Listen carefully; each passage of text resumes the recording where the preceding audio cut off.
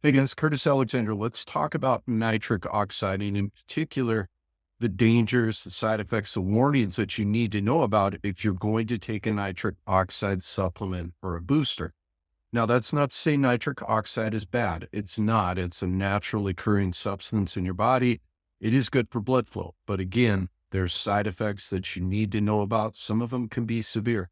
So let's hop right into it. So first of all, like I said, nitric oxide naturally occurring. However, some things can happen. Number one, when you, and I'm kind of stressing that when you're taking a supplement, you're tending to do these things long term. So this nitric oxide, if it is elevated longer term, these things can happen. First of all, it can activate cyclooxygenase 2. Now, there are some drugs that we have that go against this enzyme to try to decrease inflammations. For example, Celebrex, those sorts of things. But when you activate that enzyme, what can happen is you can see an increase in prostaglandin E2. That's an inflammatory substance. You can also see an increase in estrogen. Okay.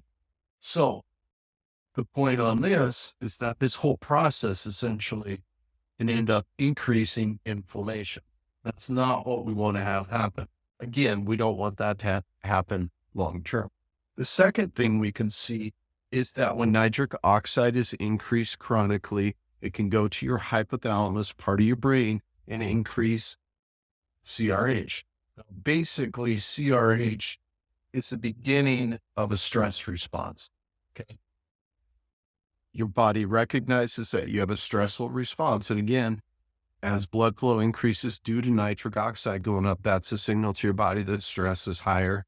So CRH is released, and that downstream effects of that stress cascade can start happening. So a couple of other things that can happen that are very good. Number one is we can see a decrease in your metabolism. So you can begin to see issues downstream with that. And why is that happening? I'm going to get a little technical here, but it can inhibit a couple of enzymes in our Krebs cycle, which basically means your ability to convert some of your food to ATP or energy is going to become inhibited. So we see a decrease in metabolism. One of those is aconitase. The other one is cytochrome C oxidase. Obviously not important that you know those, but just understand this can affect your ability to produce energy. And the last one I want you to know about, and this can be a big deal, is it can actually increase the formation of free radicals.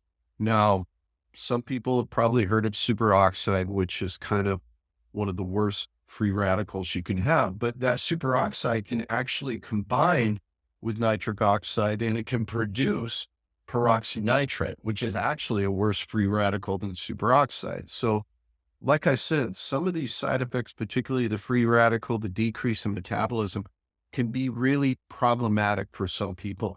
And in my opinion, I don't have a lot of data to back this statement up per se, but when people are consuming a lot of seed oils or processed food, and then they combine it with nitric oxide, I don't think that's good. I think that makes the situation even worse. But bottom line is, if you're going to take a nitric oxide supplement, it's not my most recommended thing, but you need to know that these side effects can occur and kind of go into it eyes wide open. Let me know in the comments other video topics that would be helpful for me to cover. If I have not covered them, I will try to do that.